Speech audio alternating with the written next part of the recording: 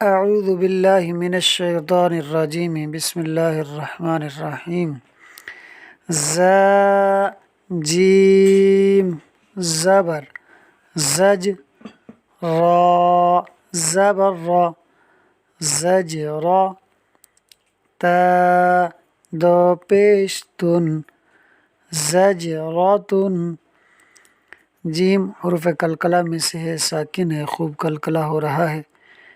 اسی طرح را پر زبر ہے تو اسے پر پڑھا ہے۔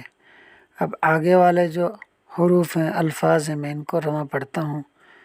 نطفۃ، تو حروف قلقلہ میں سے ہے، ساکن ہے، خوب قلقلہ کریں گے۔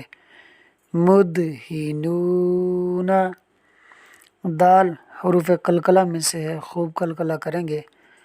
ابوابن، با بھی حروف قلقلہ میں سے ہے، ساکن ہے، خوب قلقلہ کریں گے۔ ففرق، قوف ساکن ہے، حروف قلقلہ میں سے ہے، خوب قلقلہ ہوگا۔ آگے حرف لفظ کے میں ہجے کر دیتا ہوں۔ یا قاف پیش یق، را ضاد زیر رد یقرد۔ آگے والے الفاظ میں رواں پڑھتا ہوں۔ یغنی، تجری، جمعا، فتح۔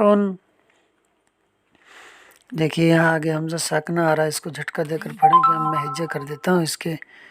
میم حمزہ پیش مو، یہاں واو لکھا ہے مگر واو کو پڑھیں گے نہیں۔ مو حمزہ ساکنہ، اس کو جھٹکا دیں گے، یعنی میم کو ایک دم پڑھ کر روک دیں گے۔ مو میم زیر می، مؤمی، نون یا زیر نی، مؤمنی، نون زبر نا، مؤمنین۔